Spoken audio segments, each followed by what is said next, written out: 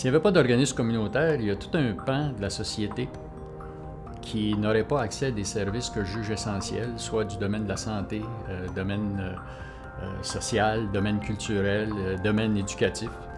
Si les organismes n'étaient pas là, ça serait plusieurs besoins qui ne seraient pas répondus parce que l'État ne couvre pas tous les besoins, c'est évident. Moi, je le vois davantage en ce qui concerne les populations les plus vulnérables qui se retrouvent avec à peu près aucun service parce qu'on sait que le réseau de la santé et des services sociaux actuellement sont déjà débordés, même si les organismes communautaires sont là.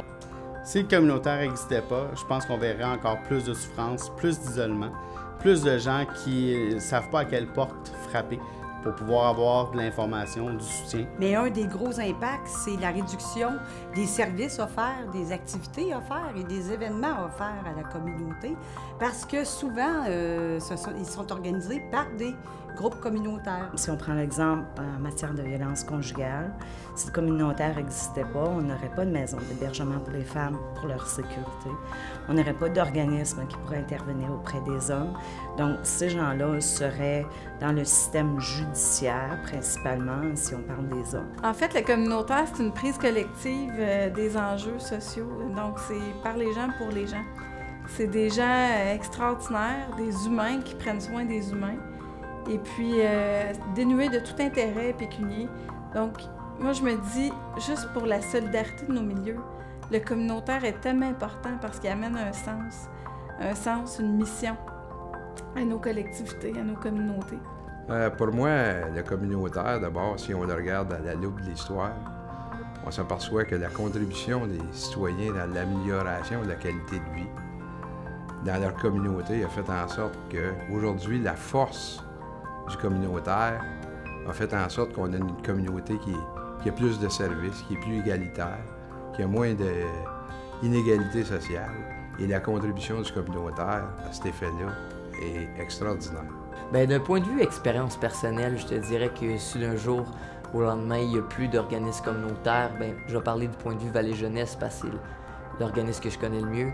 Vallée Jeunesse, ça mettrait à la rue plusieurs jeunes, des jeunes qui ont le succès, qui peuvent réussir, qui ont une chance maintenant grâce à un organisme communautaire de pouvoir vivre dans un endroit qu'ils ont choisi, où est-ce qu'il ne règne pas le chaos et le désordre, où est-ce qu'ils ont enfin une chance de pouvoir s'en sortir, trouver un emploi qu'ils veulent, terminer leur secondaire 5, aller au cégep.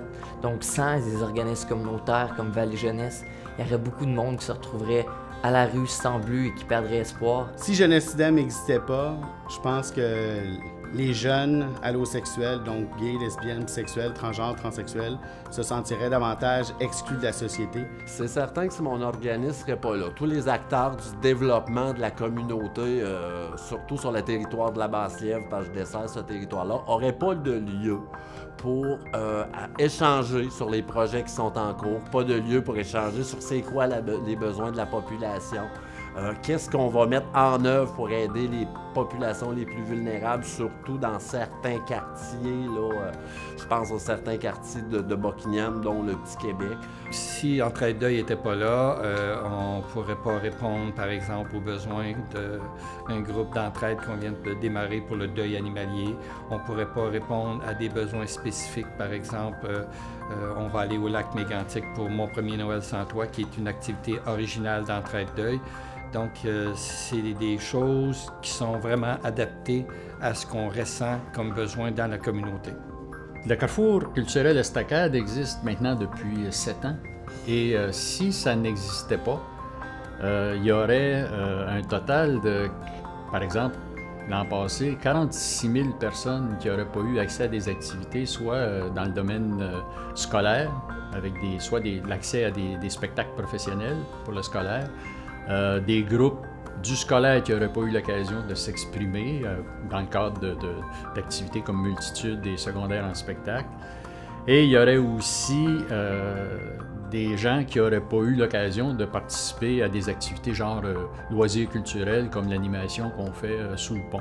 Plus spécifiquement, moi, dans l'organisme où je suis, Mado-Jeunes, ça a permis chaque année à 6 000, 7 000 jeunes de venir bénéficier de l'ensemble de nos services pour pouvoir s'intégrer dans leur communauté, y participer activement de toutes sortes de façons. D'abord dans des lieux de rencontre, mais surtout ici dans des projets dans leur communauté. Si je prends l'exemple de l'organisme pour lequel je travaille, qui est le Centre Action Génération des aînés, et oui, ça aurait un gros impact parce que les conférences qui sont organisées mensuellement, les ateliers axés sur la santé que nous organisons pour les aînés, les ateliers de bricolage où les gens peuvent apprendre des petites connaissances de base pour être capables d'être autonomes à la maison dans la réalisation de diverses œuvres. Ça serait plus disponible. Et il y a tout le côté service qui serait plus là non plus. L'accompagnement de transports médicaux, les appels d'amitié, les visites d'amitié, le service de popote roulante ne pourrait plus être offert à nos aînés.